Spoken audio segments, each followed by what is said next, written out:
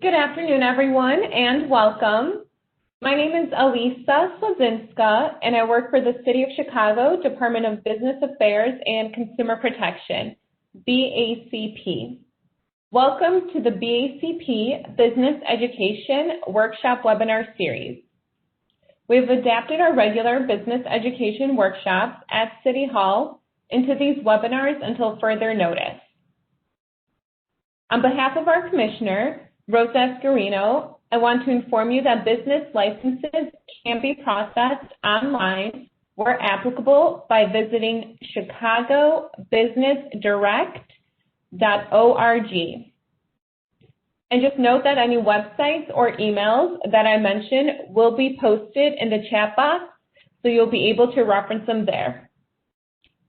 If you are part of the BACP Entrepreneur Certificate Program, you can get credit for joining this webinar by sending an email to bacpoutreach@cityofchicago.org. If you want to learn about the program, please visit chicago.gov/businesseducation.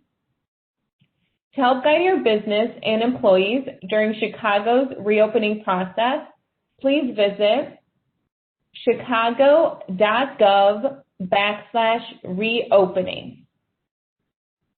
Also, BACP and the City of Chicago's Office of Emergency Management and Communications created Shy-Biz Emergency Alerts.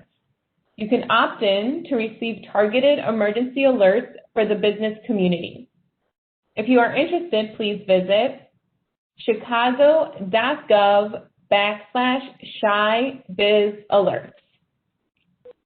Once again, all emails and websites will be posted in the chat box for you to reference. And we encourage attendees to ask questions. Please use the chat box and send your questions to all panelists. There will be a Q&A session at the end of the presentation. And today's webinar will be Transform Your Dream into a Real Startup, presented by SCORE Chicago. With us first, I want to introduce Hannah Fernandez, who is the chair of SCORE Chicago. Welcome, Hannah. Thank you so much, Elisa. We at SCORE Chicago truly enjoy working with you, the Commissioner, and the Chicago BACP team to support entrepreneurs in the Chicago together. And to everyone tuning in, thank you so much for joining us for our Transform Your Dream into a Real Business webinar. If you want to know what it takes to start and run a successful business, you're in the right place. As Elisa mentioned, my name is Hannah Fernandez, and I'm the chapter chair of SCORE Chicago. And to give you a quick background, SCORE has been around as a resource partner of the SBA since 1964, providing free and confidential business mentoring for business owners across the country. So whether you are a new entrepreneur or you've been in business for a long time, our SCORE mentors can help you start, grow, and scale your businesses. And to schedule an appointment with our mentors, go to our website at chicago.score.org. Now, I'd like to introduce our presenter. Jeff Nicholson is our presenter today. With over 33 years of commercial and investment banking experience, Jeff was responsible for client coverage activities of diversified companies in the central United States. He has had the opportunity to observe and work with managers and owners across a wide range of industries, from large public multinationals to small privately held companies. During 17 of those years, he was also successful as an adjunct professor and instructor at both the undergraduate and graduate levels in both management and finance. Jeff, you're on. Thanks a lot, Hannah. Appreciate it. Good afternoon, everybody, and thank you for participating in this webinar on how to transform your dream into a real startup. I will be your guide today, and I very much appreciate your listening in. Let me start with a quote. Entrepreneurship is like eating glass and staring into the abyss of death. Now, this quote was made by a guy who was once famous for borrowing money from friends to pay his rent. He's also a famous co-founder of PayPal. He's the current CEO of Tesla Motors, and he's also one of the founders of SpaceX, the private space shuttle company, Elon Musk. Now, this is a guy that went from famine to feast. So he really knows this journey that you're undertaking. He knows it very well, and this is how he feels about it. So we're here today to learn a little bit more about how to effectively start your own business. Now, we are going to cover a lot of ground. It's going to be an inch deep and a mile wide, so please fasten your seatbelts. Many of you are here because you might be asking yourself, do I have what it takes to become a successful entrepreneur? Well, in my judgment, you're leaning in the right direction if it's all you think about. If you are beyond determined, if you take criticism as motivation, if you aren't broke, and if you can cope well with stress. If you actually make it, it is a very exclusive club. As you can see, it's estimated that only 6% of the adult population owns a business as their main job. The downside of being exclusive is a potential disconnect with family and friends. Many won't understand what you're doing or won't be able to relate to the problems you're facing. The demands for your time will never seem to stop growing. There's always more you could be doing. There's always a project, an event, a meeting, or a phone call that you could be making. Why? Because in the end, it's you, and it's only you. You are accountable. That's your job, after all. And unfortunately, most of your family and friends won't get it. And here's another fact often not discussed. Of the roughly 29.6 million small businesses in America, over 80% are one-employee businesses. And that percentage has obviously been growing with more web-based businesses being launched. But being in business all by yourself can be a very lonely proposition. So you can't let loneliness burn you out. And in the journey to launch your business, you can't let it burn you out. So you have to make time for family and friends. You have to plan for social time. You have to put it on your calendar, quite honestly. You need to also find regular chill-out time. You should build a network for yourself. Find a mentor, at least. SCORE has dozens of mentors that are available to assist you in your journey. Find other entrepreneurs to interact with. That's always a good thing. And as we'll talk about a little later, you should consider a co-founder or a partner for your business. You should also consider co-working spaces rather than just working at home. I know it costs a little bit more money, but it is going to be a lot more effective for reasons that you'll understand later. You can find online networking groups to join. Mastermind groups are sprouting up all over the place, and you can join them or start one to use as a sounding board during your journey and afterwards. Remember that self-worth is not the same as net worth. Now, this slide is no joke. The picture was actually drawn by an aspiring entrepreneur to help his family get a real sense of what he was going through. There will be emotional turbulence. And I'm talking about bouts of severe anxiety and stress. Because you'll have to juggle many roles, from being a salesperson to a fulfillment manager to a treasurer, you're going to face countless setbacks. And sometimes they will seem insurmountable. Founders rarely talk about it, but many fake it until they make it. They struggle silently. But that hiding makes the whole thing worse. This roller coaster will tempt you to neglect your health, to stop exercising, to not worry about getting enough sleep. Passion is a big driver for success, as you'll learn, but it can also consume you if you're not very careful.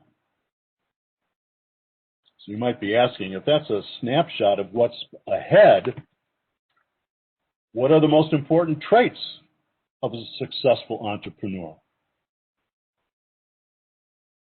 The conventional wisdom among most people is that passion is the number one characteristic of successful entrepreneurs.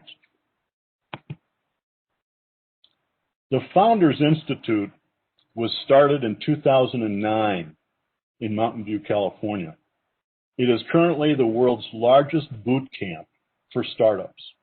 They have launched over 4,000 businesses across 185 cities, including having an office in Chicago. Now, to get into the Founders Institute, you have to take a pre-admissions test to determine whether you have what the Institute feels a successful entrepreneur must have. So you have to pass that test to get in. And the 4 traits that they believe are most important are listed. Emotional stability. That's having high impulse control and an ability to remain calm under stress. Number 2 is fluid intelligence.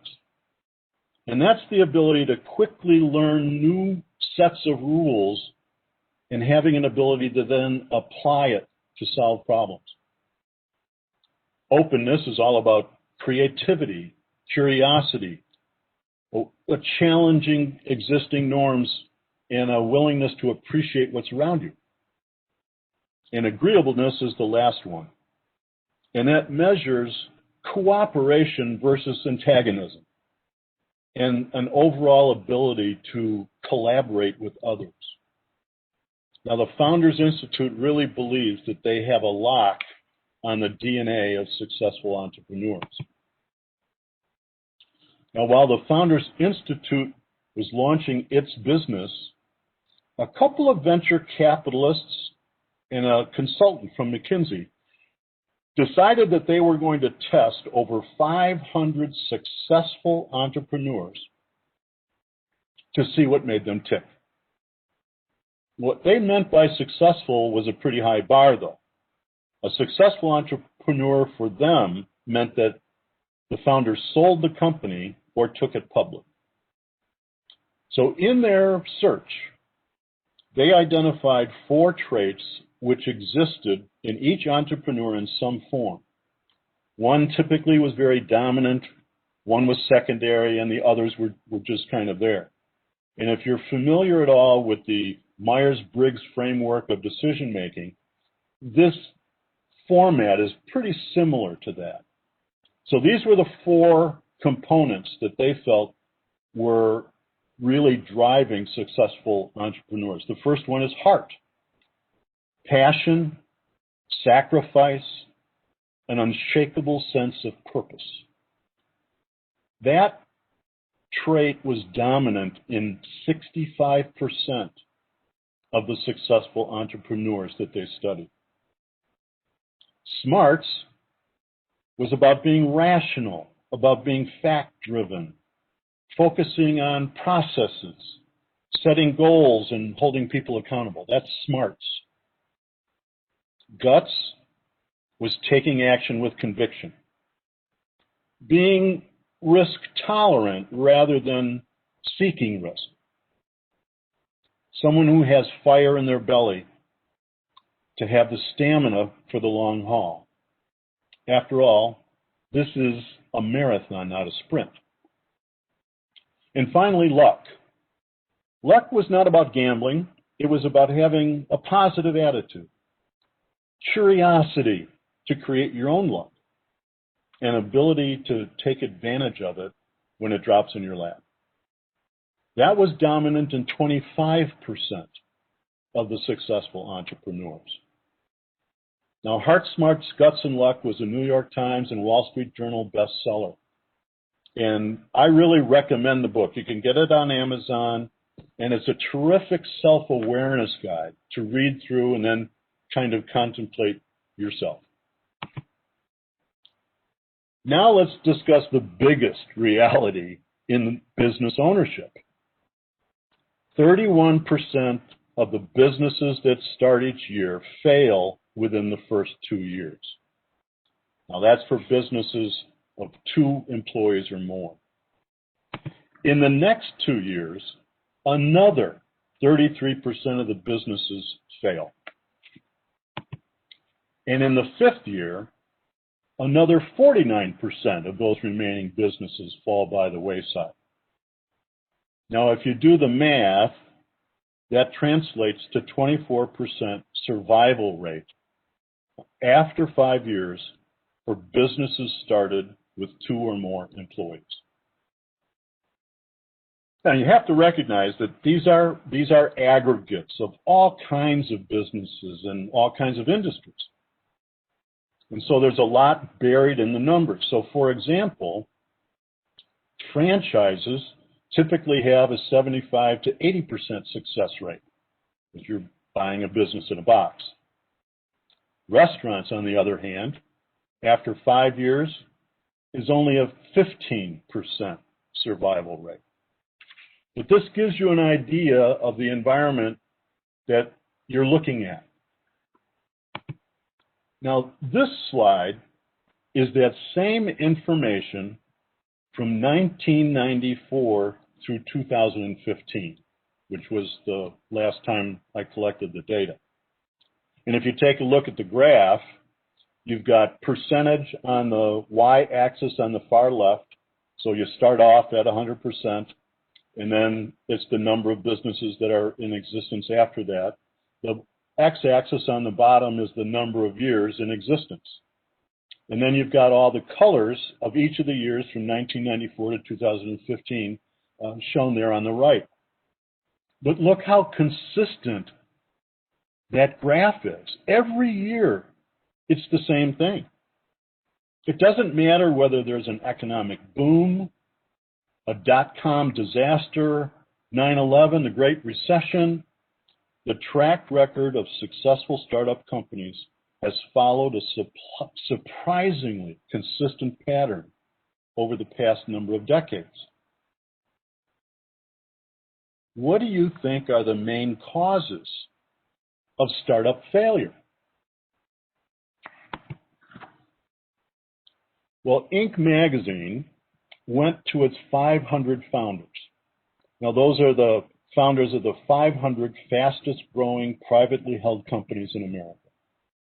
And they asked them, think back to your very first year in business and identify what you believe was your biggest mistake or biggest challenge that you faced in that first year. And here's the result of that survey, at least the top 3. But notice number 1, 45% of the founders said shortage of capital was the biggest mistake or challenge in their first year. And the second one, a bad fit with other employees, only 16%. So that's a really distant second. Didn't test the product enough, 13%. Number 4, by the way, was only 11%. So it's very clear that the capital issue here for at least Inc. founders was the biggest single problem that they faced in the first year. Now, if you're familiar with Entrepreneur Magazine, you should be. I'm a subscriber. I read through it all the time, and so I've pulled what I believe are the 4 most frequent causes of failure that they talk about. And on the left-hand side are the 4 most prominent reasons that Y Combinator says that businesses fail. Now, Y Combinator is a seed money startup accelerator out in California, and they helped launch Airbnb and DoorDash, for example. So according to Y Combinator, the biggest reasons are listed: having no specific customer in mind. A founder has a great idea, might be very technical minded, and he's sure that he's not sure who is going to buy it. And that is often a combination for failure. Most startup founders of failed startups don't quit their day jobs. Most founders of successful ones do. Now that's something to think about. Few major startups are founded by just one person. Major is the big word there. But you should know that startups that have two co-founders rather than one have a tendency to raise 30% more capital during their journey to launch. And the last one is most successful startups end up doing something different than originally intended. And we'll get to that a little later too. From Entrepreneur Magazine, failing to research the business idea to see it's viable. Underestimating the financial requirements.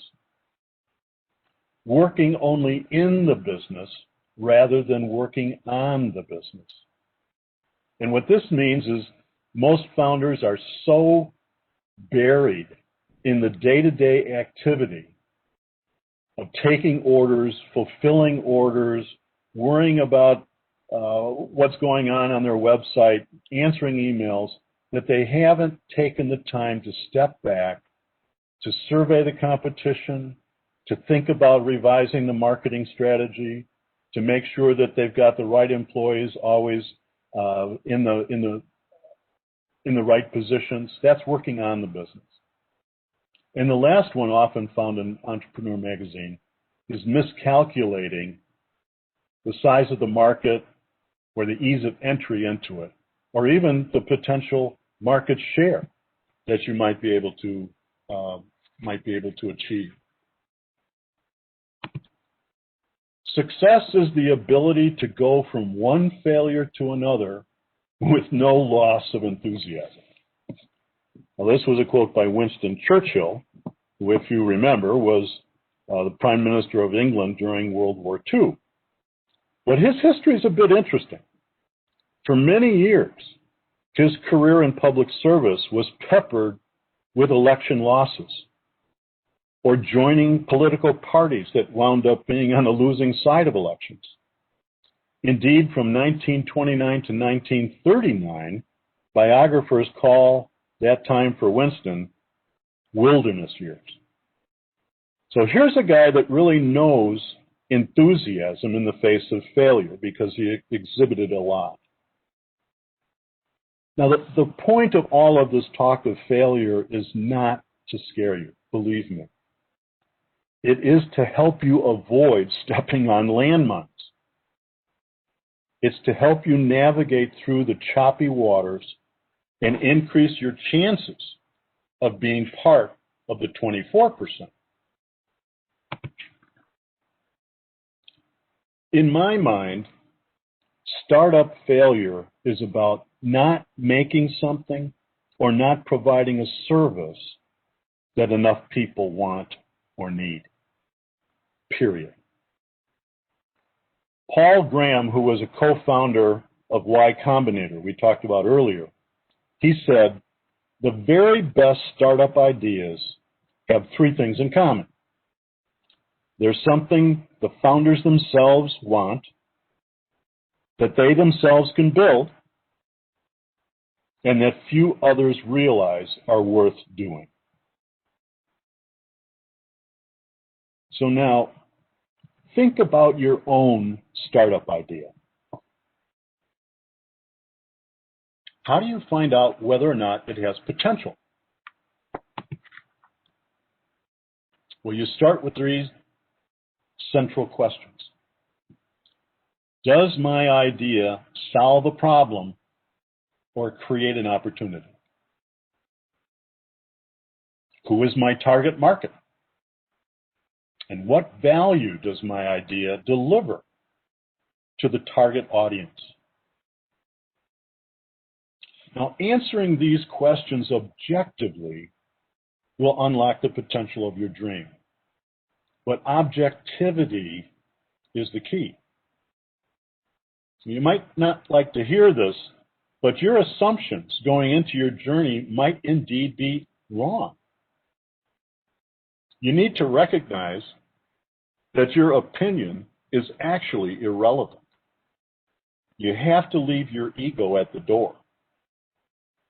You have to learn to answer these three central questions with facts from the marketplace. And market research is essential for startups. Understanding the needs and wants of your target market can be the difference between success and failure, very simply.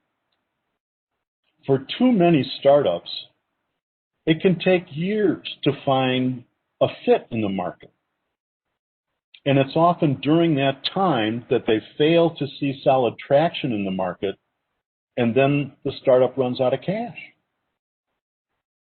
You need to use market research to gather information to answer those three key questions objectively, and that work has to be done up front to validate that your idea can find traction and eventually succeed.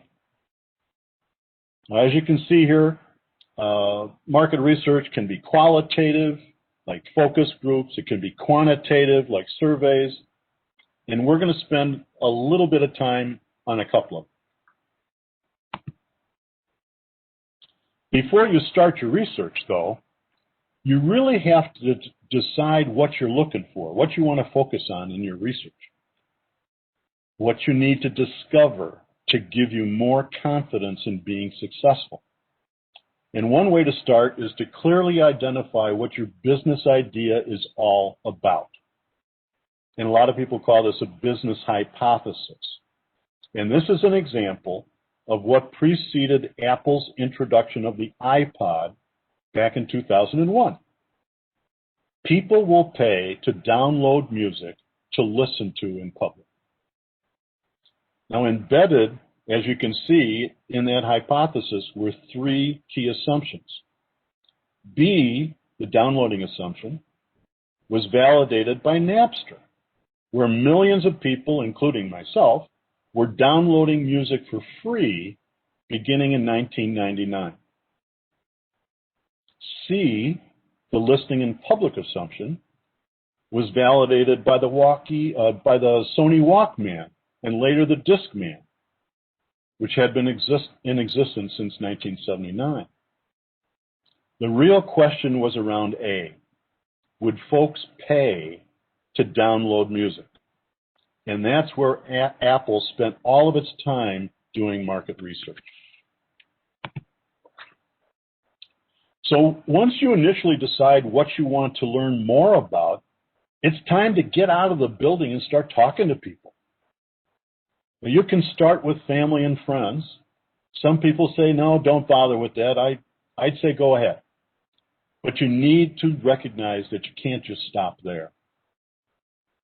So my first recommendation is to interview 10 or 20 people to discover how they currently deal with what your startup idea hopes to remedy.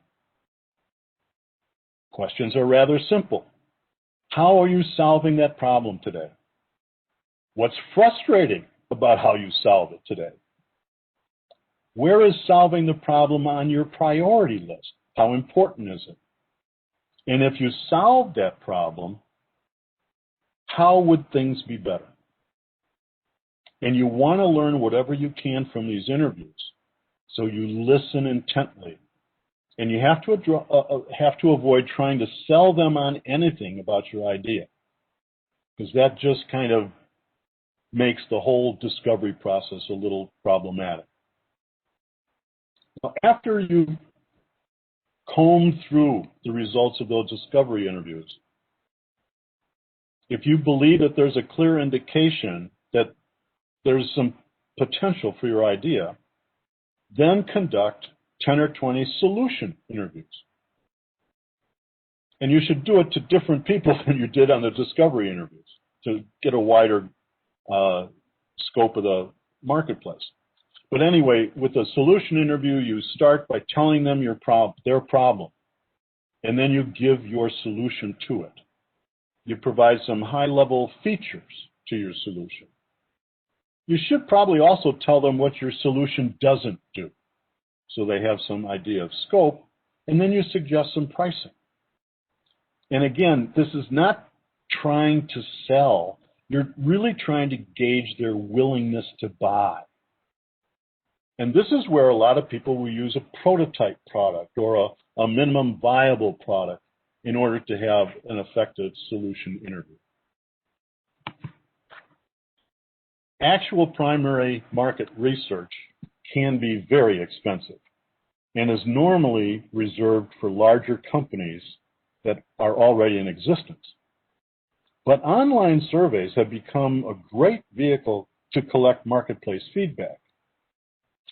A survey tool platform is digital software that enables you to make and send a multitude of surveys out into the market. You're provided with templates and sample questions. The platforms collect all the data from the respondents. They provide report filter capabilities. They have data analysis like graphs and charts. Most of these have branching or skipping logic, which is setting up a different question in response to an answer given. Like if you answered no, then you jump to number 6. These are 10 reputable survey tool platforms, most of which have low cost or even free basic options for dipping your toe into the marketplace. You really need to check these websites out. Most of the platforms on the prior slide charge about $25 a month or less for their very basic service. The most expensive one was $60 a month. So it's really very cost effective. You get the results real time as people complete the surveys. Building questions has a great deal of flexibility built into it, and the respondents can complete the survey in private on their own time, which fosters more objectivity than mail surveys and especially face-to-face interviews. And the surveys can be made anonymous if that's what you'd like.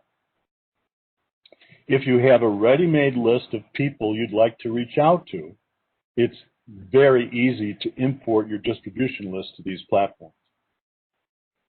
If you don't have a distribution list, some of the survey platforms provide direct links into a range of social media networks. So you can use your own social media pages to post publicly questions and information that you'd like to get responses to. And some platforms will also include links to access panels, which you can use as a source for respondents. These are some of the market research panel companies in the U.S. A market research panel is a group of recruited respondents who have agreed to take part in online surveys or other market feedback activities. They've usually shared an extensive amount of information about themselves and their household with the company, which can be used to tailor sample selection for your surveys. Now, these panelists are paid or rewarded in some way, so they're players. I've highlighted the AYTM logo with a red arrow. That stands, by the way, Ask Your Target Market. AYTM is a survey tool and a research panel company. It actually manages over 60 million panelists worldwide. They use 10 demographic criteria like age, ethnicity, education, but they also use over 2,000 different psychographics to classify the panelists.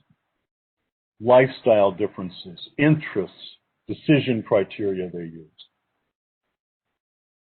Now assume for the moment that you have a survey of 10 questions that you really would like to get circulated. And let's say you want to get 400 completed surveys in response to your startup idea. To get 400 responses randomly, from the complete panel universe of AYTM without any demographic choices, it would cost you about $400. That's about $1 for each completed survey. Now that is cost effective. Now, if you wanted to get that same 400 completed survey from single women between 20 and 45 who work part-time with income between 50 and 100,000 annually, that would cost you about $3,000. So the more specific you get in the respondent panel universe, the more money it costs, because it takes them more time to get to more people to get 400 completed surveys. And by the way, some people would say 400 is the minimal accepted statistical survey number. The point is, it's worth checking out these market research panel companies.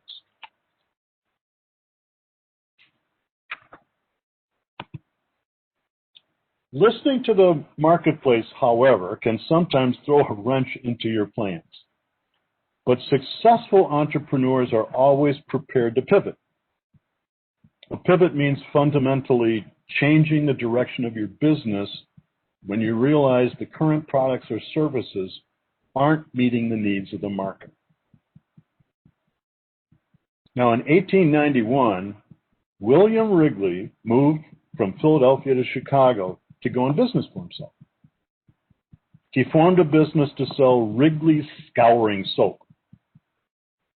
And to enhance sales to the public, he offered a small premium of baking powder as an incentive to buy his soap. By 1892, Wrigley concluded that the baking powder was actually more popular than his soap. So he switched to giving a few sticks of chewing gum as an incentive for buying his baking powder. But he soon found that the chewing gum was even more popular than the baking powder. So in 1893, Wrigley introduced Juicy Fruit gum, and he never looked back. Now that's what we call a big-time Chicago pivot. Validating your idea with market research prevents achieving failure. There's nothing more wasteful than brilliantly engineering a product that doesn't sell. When you create something that nobody wants, does it matter if you do it on time, on budget, with high quality, and a beautiful design? No. Remember, people don't buy your product or service. They buy what your product or service can do for them. So let's assume now that your research has identified your target market and that you've validated that there's a prospect for real demand for your idea. One of the things you're going to want to do is to find out what is the potential market of your business. And that's where we start to get into the topic of marketing. In my mind, marketing is all about answering two basic questions. What are the characteristics of your target customers, and why do they buy? And once you have answers to those questions, you can then begin to determine what your market potential is. Now, several years ago, a businessman came into the Chicago office. I met with him, and he came in saying that he was in business of selling proprietary handmade Cuban cigars to African Americans in the U.S. So he told me he had a website that was up and running. He had 300 boxes of inventory. And interestingly, he had bought a list from a market research company of 8,000 names of affluent African Americans in the U.S., and he paid $3,500 for the list. And when we started talking about his business plan, he said, well, you know, I don't really have a business plan, but I said, okay, why are you here? And he said, well, I initially came in to get help to see if I had enough inventory. And I said, okay, you've got 300 boxes of cigars. What have your sales been so far? And he said, well, I haven't sold anything. I've been nervous to reach out to these names until I was sure that I had enough inventory to supply the demand if it comes. And I said, okay, that's fine. Time was up. I said, listen, let me do a little digging, and let's set up time to meet in a week. So in about an hour, this is what I collected using Google. The Census Bureau said that there were 30 million adult African Americans in the U.S. The CDC reported that 7.7% of them actually smoke cigars. And if you went to the World Tobacco site, they said large cigars had a 49% market share, and that machine and hand-rolled cigars was about a 50-50 mix. And the Cigar Associate of America said the average cigar consumption is 2 per week, or about 104 per year. So I did the math. I said, okay, we got 30 million adults, 7.7% smoking cigars, 49% large, 50% hand-rolled, and 104 a year. That's about 60 million cigars annually. And I thought to myself, okay, let's assume for the moment, on a very conservative basis, that over a period of time, this guy was able to capture 0.5% of the market, a very, very small share. That's almost 300,000 cigars a year, or 11,770 boxes. And at about an $8 average price on a cigar, that represents an annual sales potential of that market share of about $2.4 million.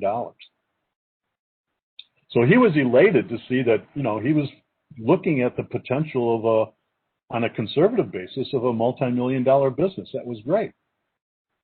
So then we had to get to his question. So there's 25 cigars in a box. So he had about 7,500 cigars in inventory. And I went through the same math.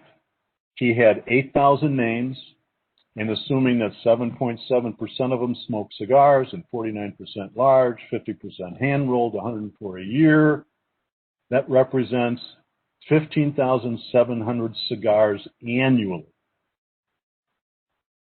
But that, and his answer was, well, I've got 2 turns that I got a half a turn, so I got 6 months of supply here. And I said, no. What this math shows is that if you captured 100% of the cigar smokers in that sample that you bought, 100% of them, then you'd have 6 months supply. But you're not going to capture 100% share of the cigar smokers in that list. It's going to be a much smaller part of that.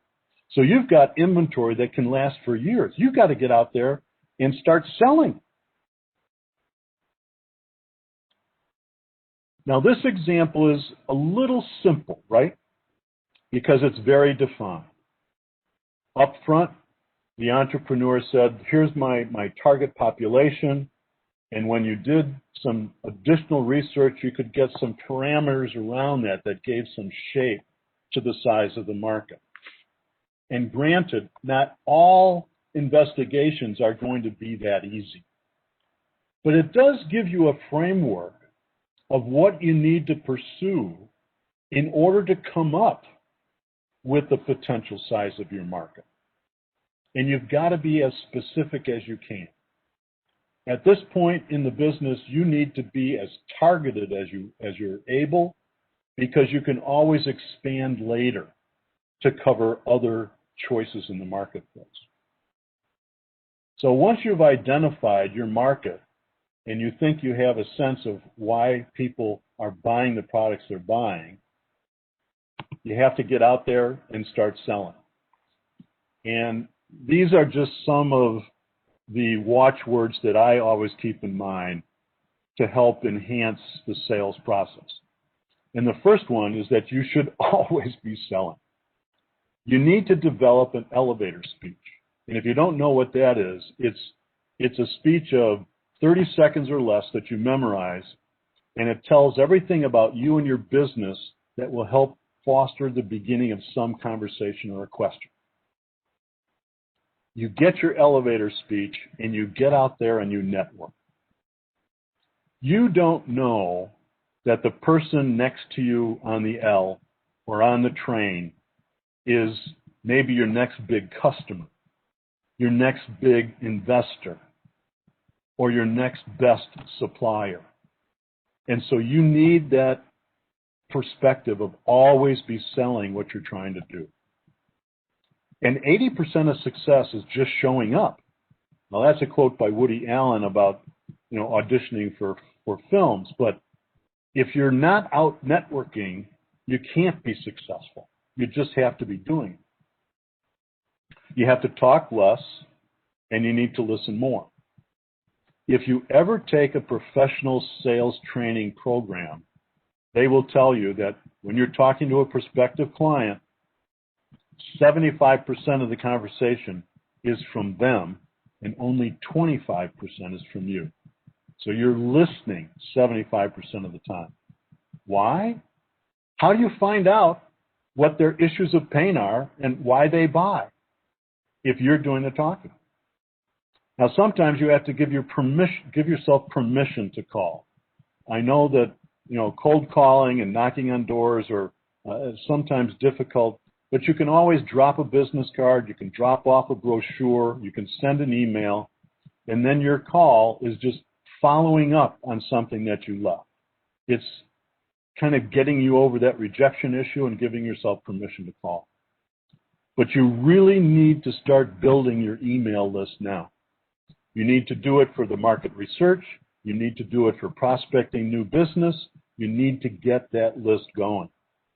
And you also need to start a blog and develop content. Think about what you do when you're buying a product using the internet. You go to a website and you're sorting through all sorts of stuff. Yeah, you might be looking at products, but you're trying to get a sense of, is this company trustworthy? Are they credible? Is this somebody that I should be doing business with?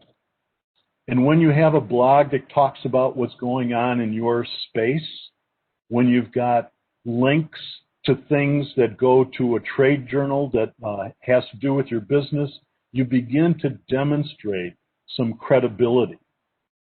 And that's where content is important. And by the way, you can hire people on a part-time basis to find content in magazines and whatnot and post links on your website for people to tap into to give you that credibility. The other thing to mention is that today, online video represents over 70% of all internet traffic.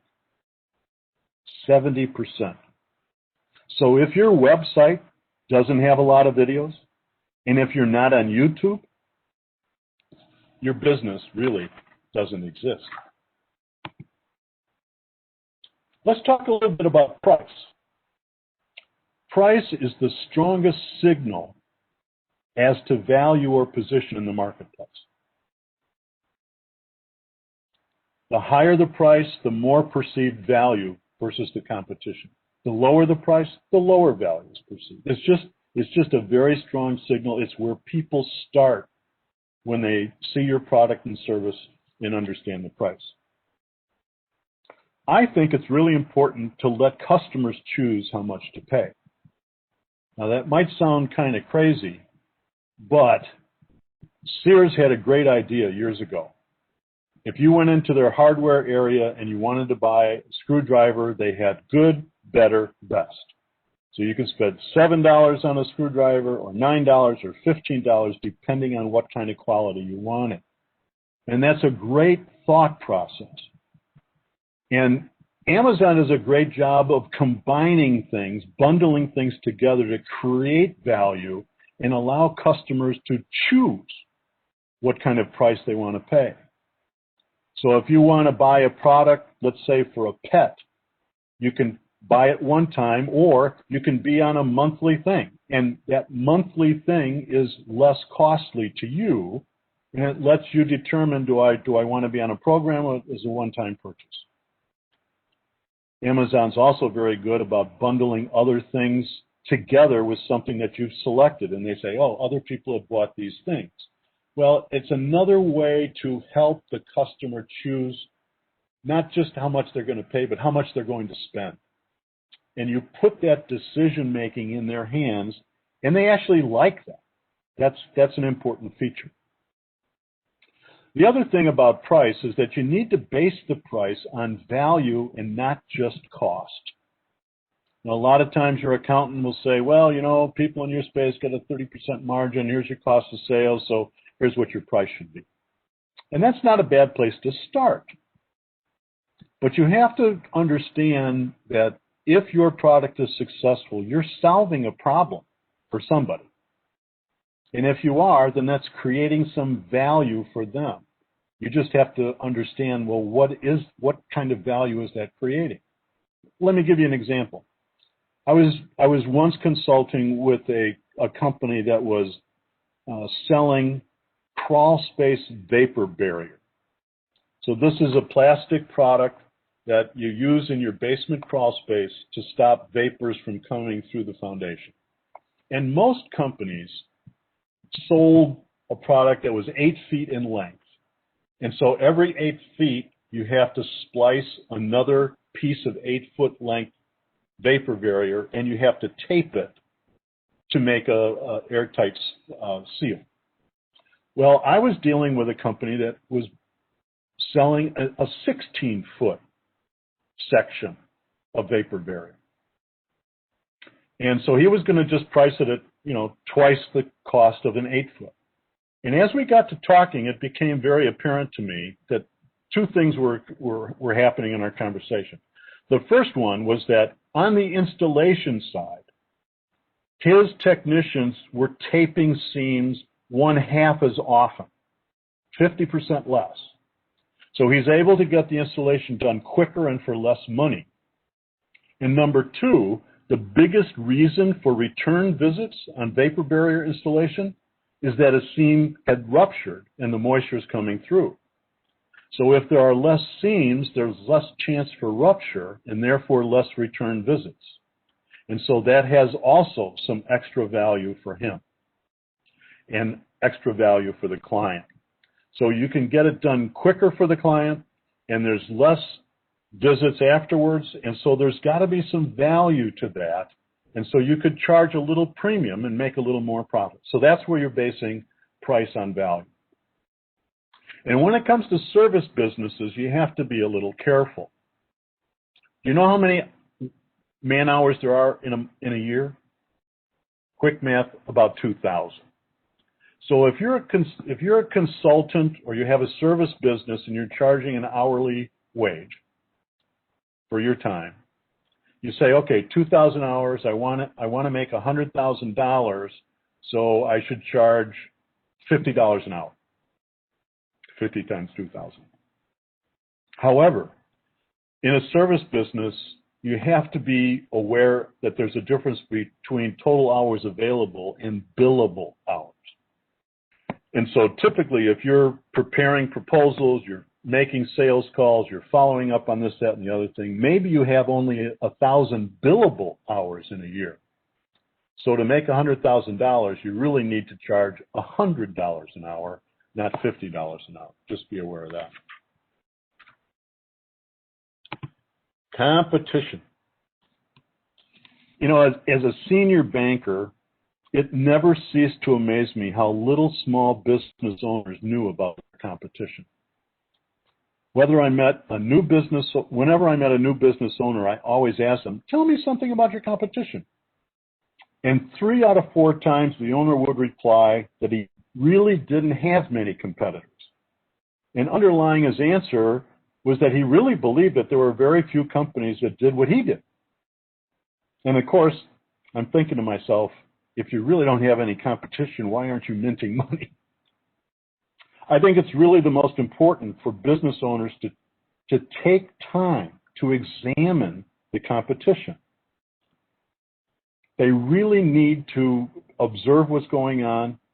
And I found that the most successful business owners and CEOs actually budget a portion of their weekly schedule to observe, critique, and explore the real competitors out there. It's an ongoing executive function. And if for no other reason, there's always potential for new entrants to come in that you'd never heard of. And there's changes that people will make to their product to make it more competitive, and you need to know what those are. So you should study at least 3 competing businesses and figure out where your prices fit, what guarantees they offer, what advantages and disadvantages they have relative to your product before you launch your business. And there's a lot of places that you can go. Here's some examples of the things you'd like to get, but also where you might want to go. You can talk to suppliers, for example. So if you're buying a product from a supplier, you can always ask them, who else does he call on in the city, or who else does he sell to in the city or in the state? He may not tell you, but if you ask enough times, he might. And if he does, you can begin to ask, well, are they really big customers, small customers, so you get some sense of size. Trade associations are another great source of information. Now, a trade association is representing a group of businesses in a specific sector, and they want to expand the reach of those businesses. That's what a trade association's role is. So they're trying to make the market more visible and important for their members. You go to the websites of these trade associations, and they usually list all their members. So you can get a list of all the members of the trade association and see how many live in your city or live in your state. It gives at least a place for you to begin to know what those competitive enterprises are that you should be studying and looking at. Believe me, there are today over 92,000 trade associations in the United States. And some of them are very small, representing a very targeted group of businesses and interests. But your business may be very targeted as well. So it's worth going to the library and checking out the directory of trade associations, because you may find that there's one or more that might be of great use and value to you. Now, one other thing, write this down. Write www.sizeup.com. This is a website platform that is designed for, you have to register on it, doesn't cost anything, but you register on it. And then there's all sorts of pull-down menus of different industry classifications, different business types. And so you go to Size Up and you identify that which most closely resembles your business, click on it, and it will show you all the businesses on a map of Chicago. It'll show you all the businesses that are registered like you in the city. And so it's a great place to start to find out, okay, who else is doing something similar to me in my neighborhood? And it's a really good service. So to help you organize everything you collect about competition, you go to score.org, and then in the search box, which is in the upper right side of the page, enter Analyze Your Competition. And then you'll get a list of things, and then click the first one that comes up is Analyze Your Competition. click on that and register for that free course. That free seminar will walk you through how to perform what they call a SWOT analysis. That's a way to organize strengths, weaknesses, opportunities, and threats for your business. It's a great framework. Many large corporations do this all the time, but it's a way for you to organize whatever you're collecting on competition. And all of this is geared towards helping you with your business plan. Now, we're not going to talk about business plans. I know there's another program for that. So it's time to change gears a little bit and talk about organization and legal regulations and all of that good stuff. When you form your company, you have to decide what kind of organization you're going to have. And today, about 70% of startups start their business as a sole proprietorship. And the reason for that is that it's quick and it's cheap. But I think it's penny wise and pound foolish, frankly, because a sole proprietorship and a partnership do not insulate the private assets of the owner from litigation. The only way you can do that is to form a limited liability company or a C corporation. And that provides a veil between the company's assets and the owner's assets. So a limited liability company, or LLC, is a state-chartered organization. It has members instead of shareholders, but it's effectively the same thing. But setting one up is less paperwork, less record keeping than corporations, and it's also less costly to do. And there's a couple of kind of key advantages of an LLC. You can decide to be taxed as a sole proprietor, as a partnership, as an LLC, as a corporation, as a person. You can get taxed any way you want. And so that's a very nice flexibility for that. Another thing is that members can get an ownership percentage. They don't have to contribute dollars. They could contribute their services. So if you've got a business and you want to bring in a partner for, let's say, half of the business, you put in the money and they will do all the record keeping and handle all the sourcing and do all that work, and you can split the ownership 50-50. And when it comes to actual tax time, you can decide what percentages of the profits are going to be taxed in what way for what member, regardless of their ownership percentages. So it's a great deal of flexibility. Corporations, there again, that's another way to shelter your personal assets from any litigation. It is taxed as a corporate entity, and there's multiple classes of stock that you can have, which adds for flexibility down the pipe.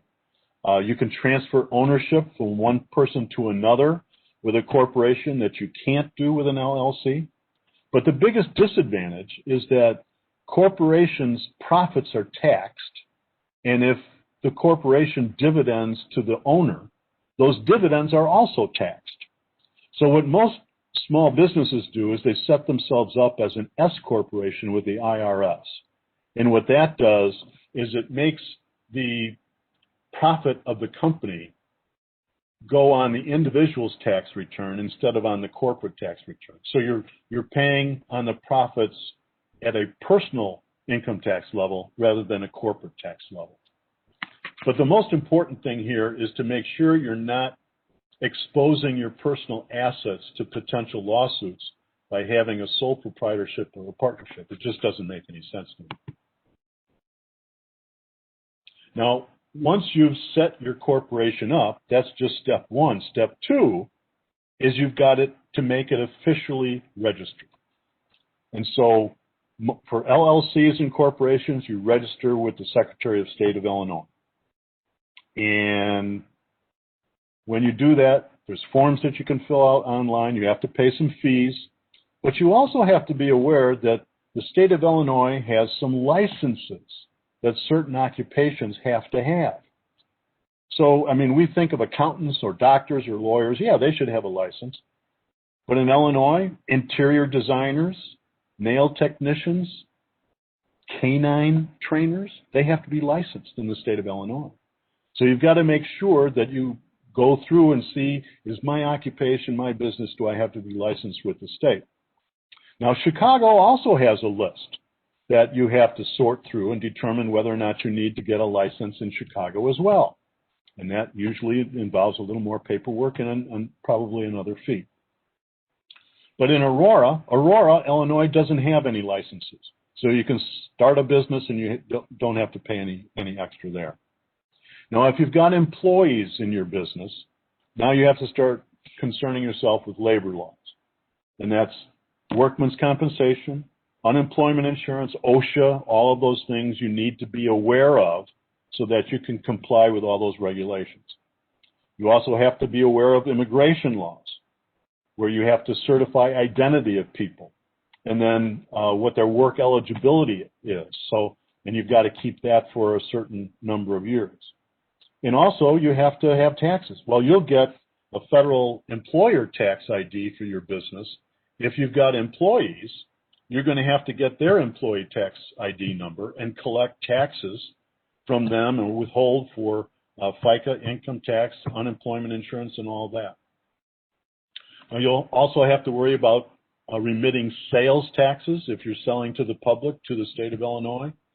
And you need to also be aware that if you're buying products from another company, another supplier that are going into the product you're selling to the public, you need to get a state tax exemption so that your supplier doesn't charge you sales taxes. You don't want to be paying, you don't want to have that on both sides of the bar. And if you have barcodes that you're using for your company, you need to get a unique company number in order to have barcodes.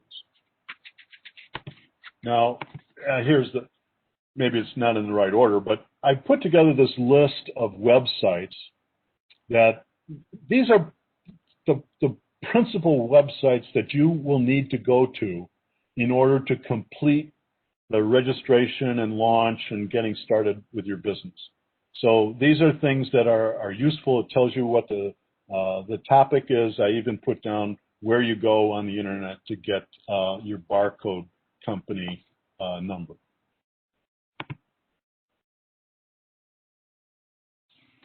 Aside from LegalZoom.com, there's other places that you can go to get legal assistance to start your business.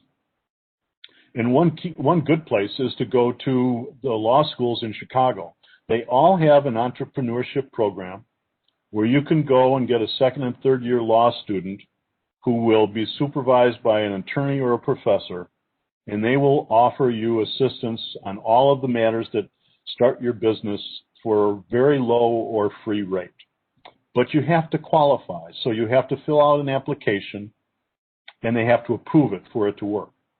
And my advice is, yeah, fill out the application, but do it during the school year and not during the summer when there's so fewer law students practicing. You can also go to the Community Economic Development Law Project. That's where they assemble the pro bono efforts of all the attorneys in Chicago in one place that you can go to and try to source an attorney to help you out with starting your business. Recognize with the law schools, they'll help you start, but they can't be your ongoing attorney after your business is launched. And you can also go to IllinoisLawFinder.com.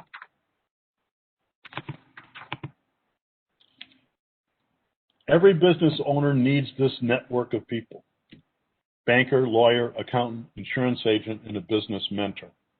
And those relationships are very important. All I would suggest at this point is that you really need to find a professional in these categories that has experience in your space.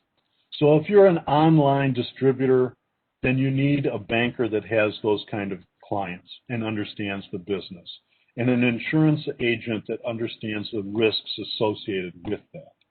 Just getting a generic banker or a generic insurance agent may be okay, but you're better served if you're in the business of X You want a professional to assist you in this network of helpers that has experience with someone else in that industry. They're not going to share information. It's always confidential. But at least they have some understanding of the things that are facing you and can better advise you than just some generic banker. One of the things that all of you will get at the end of this by email is something that the Chicago chapter has put together. It's called a process map. And it's a flow chart. It's 5 pages long.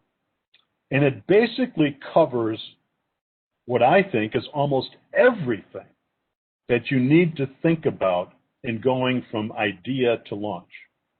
So it takes you through all of this, and it's a great tool. Not everything will apply to everyone, but most of it, at least you'll have a chance to say, well, I don't think it applies. Let me be sure. And it takes you through a lot of decisioning. It kind of appears daunting, but remember, you're trying to be part of the 24%. You want to do things right, and this process map will help you a lot. These are the 4 best subscriptions you should have. The Startup Garage and Startup Digest are free. You send them, and you register with them, and they send you an email every week that curates things, and you can pick what topics you're interested in or industries you like. But they're great tools. If you don't subscribe to Entrepreneur Magazine or Inc. Magazine, you should at least go on their website and see all the different articles that you can get access to for free.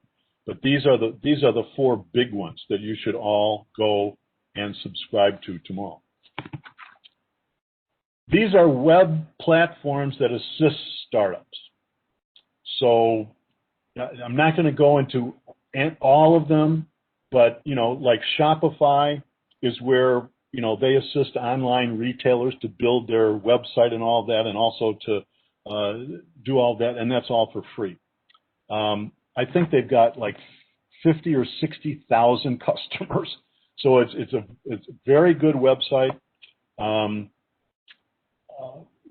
Squarespace is a company that you can use for free to build website, for a free website.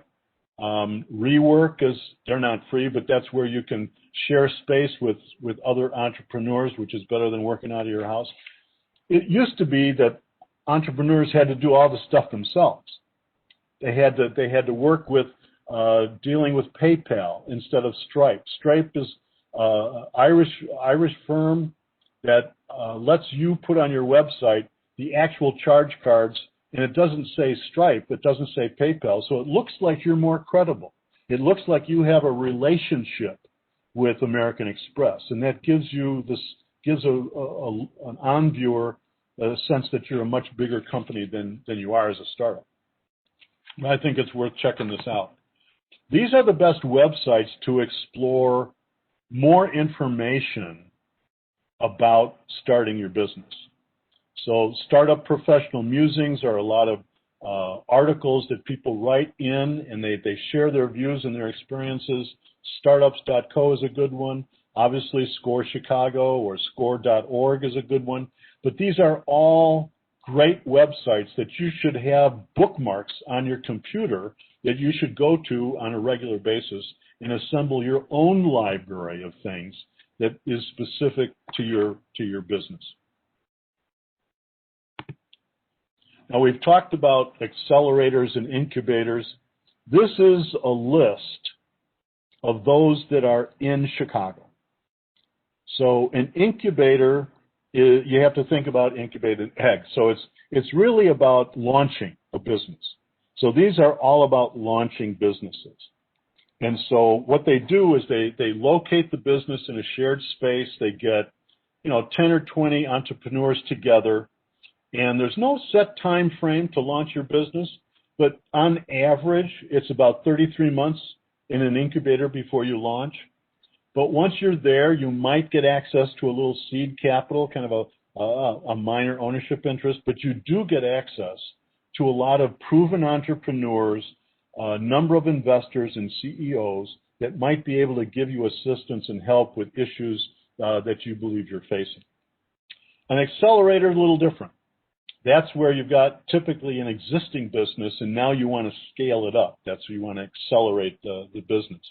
And here, that's where you basically have a set time frame. It's usually 3 or 4 months, and you get together with a number of other people and they form a cohort and you all graduate together.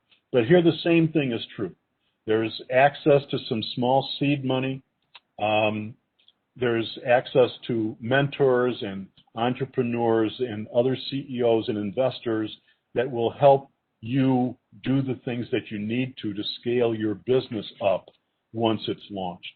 And I just wanted you guys to have a list of these, and you can explore them over time. The best way to get involved with them is to network through somebody that is involved rather than trying to apply directly, because they get so many applications. So it's better to network in than not. Well, we've covered a lot of ground. Let me end with a quote. Never give up on a dream just because of the time it will take to accomplish it. The time will pass anyway. That's a famous quote by Earl Nightingale, who was a motivational speaker. Our purpose today was to learn a little more about how to better start your business. We covered a lot of material, a mile wide and an inch deep. And I hope that we accomplished something for you today. Again, I appreciate everyone that's listening in. You'll all get a copy of the slide deck and that process map. And I plan to stay on to answer whatever questions you have starting now. So thanks a lot. Jeff, thank you so much. This is Elisa from BACP back on. I believe I speak for everyone who joined that this was extremely informative and useful. So thank you so much for sharing your expertise with us. And now we will open it up to questions. If you have not had a chance to send your questions, please do so in the chat box and send it to all panelists. I do want to make an announcement that this webinar is being recorded and will be made available. The handouts that Jeff mentioned will also be emailed. We already have your emails through the registration, so you should be receiving that email probably tomorrow. All right, first question is, what do you think about going to a web designer? Although the cost is much more, it seems more professional and better. Well, I would agree. If you can afford or you can find capital to hire a specific web designer for your business, I think it is typically money well spent if you check with references and everything else. I would agree. And Hannah, I see that you joined also. Hello. Hi. Great presentation, Jeff. Outstanding as always. Thank you. The next question is, you mentioned a book early in the presentation. What was the name of that book? It's Heart, Smarts, Guts, and Luck. There it is. And you can find it on Amazon. Heart, Smarts, and Luck. There it is. Guts and Luck. Guts and Luck, okay. As we kind of filter through questions, Hannah, can you briefly talk about SCORE mentoring one more time? Absolutely. So at SCORE, the mentoring sessions are always free and confidential and can be scheduled from our website at chicago.score.org. And I'd like to tell entrepreneurs that this is your taxpayers' dollars, so definitely take advantage of these free resources. And we're all here to help you. Mm-hmm. Absolutely. Next question is, how do you know if the company you're researching is actually a competitor? Well, if you know the line of business that you're in and you go to their website or their Facebook page and see that they're doing something different, then you know that they're not.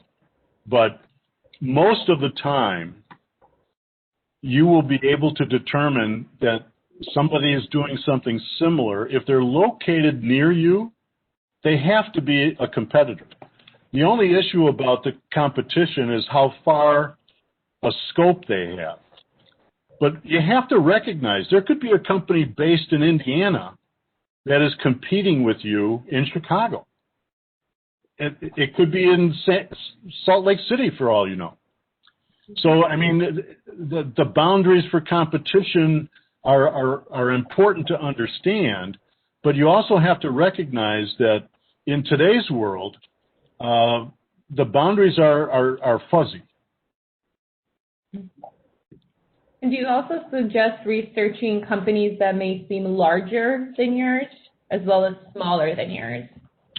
Oh, I absolutely do.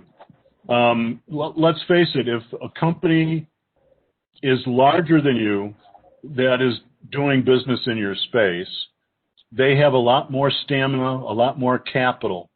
And so you need to understand how competitive they are and where your strengths and weaknesses are relative to them. There's another reason. There may be a point in time where they might be interested in acquiring you, or you might be interested in selling to them.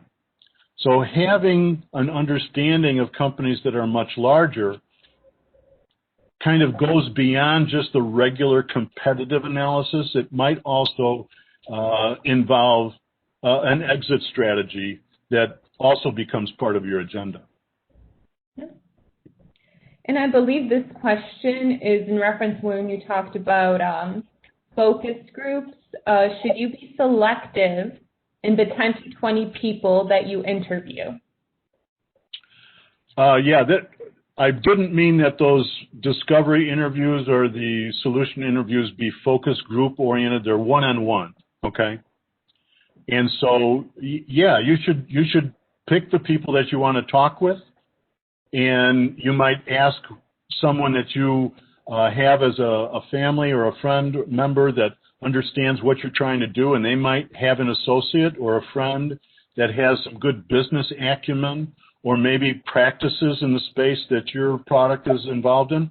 So having those one-on-one interviews are very critical, and the more people you can talk with and listen to attentively, the better off you'll be. Yeah. And this question can be for both of you. This person asks, lately I've heard the word cohort used. What does it exactly mean? Did you say cohort? Yes. Yeah, cohort is, think of it as a class, like the class of 70, that's when I graduated from high school.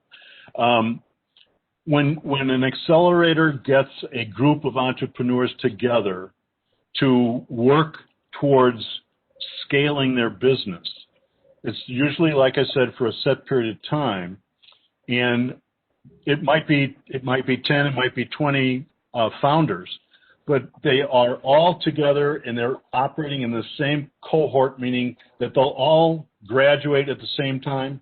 They all started together, they graduate together, and that's what a cohort is.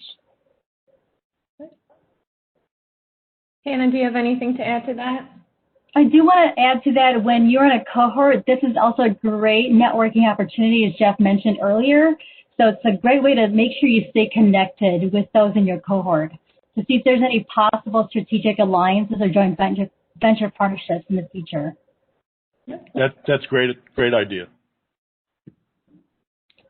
And speaking of accelerators, this person already has a business. How do they connect with an accelerator or sign up at an accelerator? Well, you can apply directly to them. That's one way. What I think is much more effective is you go to their website and they will identify the other businesses that they're working with. They are also likely to say who a lot of their advisors are. And so those are CEOs or investors that help with the different cohorts. And once you compile a list of all the people that you see, that's where you can go, like to LinkedIn, for example, and see whether or not you could connect with one of those people through somebody that you know. the best way to get into an accelerator is to meet personally with one of their advisors, one of their investors, or one of the companies that they're working with, and sit down one-on-one, tell your story, and say you'd like to be part of a future cohort. That's the best way to get in. And you actually see a couple questions about business entities, or what a business should qualify for, whether it's an LLC or S Corp. I do want to mention that we also partner with, I believe it's called the Civil Rights, Chicago Lawyers for Civil Rights, and they offer free counseling, legal counseling that could assist with that. Hannah and Jeff, does SCORE offer anything when it comes to legal entities? We also do direct them to the Community Law Project as well. I know they were formerly the Community Law Project, which was so much easier to remember, but I will post that link in the chat box so everyone can reference it. Another question is, cohort, your community, your network, are these all the same? No.